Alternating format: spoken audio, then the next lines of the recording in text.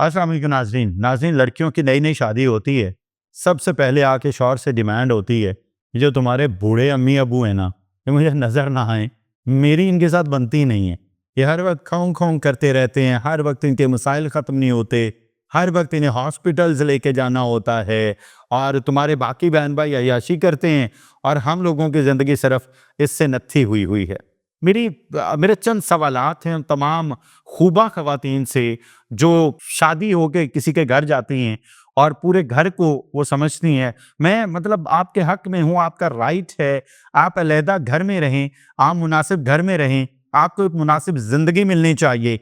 लेकिन आप ज़रा देख लिया करें कि पाकिस्तान में ज़्यादातर लोअर मिडल क्लास के लोग हैं, बल्कि लोएस्ट मिडल क्लास के लोग हैं, जो अमूमी तौर पे 2-3 मरले के घर में रह रहे होते हैं और वह भी पेरेंट्स का होता है। और अगर वो किसी और शहर में रह रहे होते हैं, डेफिनेटली किराए पे रह रहे होते हैं और उस सूरत में अगर वो पेरेंट्स को अलग करता है, वो तो अपनी रोटी बड़ी मुश्किल से चला रहा होता है। वो पेरेंट्स का अलग घर में अलग से खर्चा किस तरह अफोर्ड कर सकता है? और आप घर में एक ऐसी अनारकी किसी सूरत-ए-हाल बना के रखती हैं कि मुझे अलग घर ही चाहिए। ठीक है, आपको देवर के साथ नहीं रहना, ठीक है, आपको शौहर के भाइयों के साथ नहीं रहना, अपनी ननद के साथ नहीं रहना, आपका बिल्कुल राइट है। आप अपनी वो चादर देख लिया करें कि आप कर सकते हैं, मैनेज हो सकता है, तो ज़रूर करें। लेकिन मेरी एक गुज़ारिश है, वो बाप जो अपने बच्चे को पिछले 25 साल से पढ़ा रहा था, पिछले 25 साल से उसकी परवरिश कर रहा था, पिछले 25 साल में उसने ना दिन देखा, ना रात देखा और अपने बच्चे को स्टैंड किया, अपने बच्चे को मैनेज किया, अपने बच्चे की फीसें कहीं से माँग के भी अदा की, अपने बच्चे को किसी भी तरीके से नौकरी लगवाया, किसी की मन्नत करके, सिफ़ारिश करके।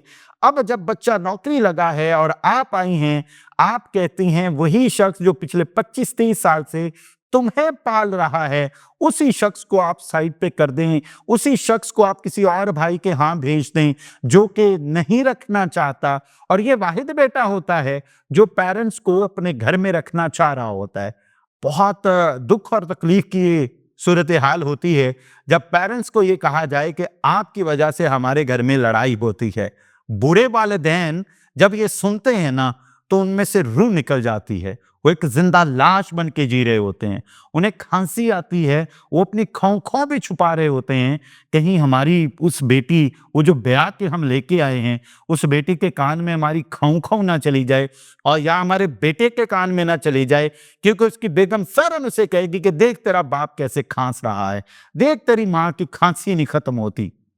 इनकी खांसियाँ, इनकी बीमारियाँ, सब कुछ इस पादाश में है कि उन्होंने दिन-रात उस नौजवान के लिए मेहनत की है, जो अब आपकी प्रॉपर्टी बन चुका है, जिसको वो आपकी दस्तरस में दे चुके हैं।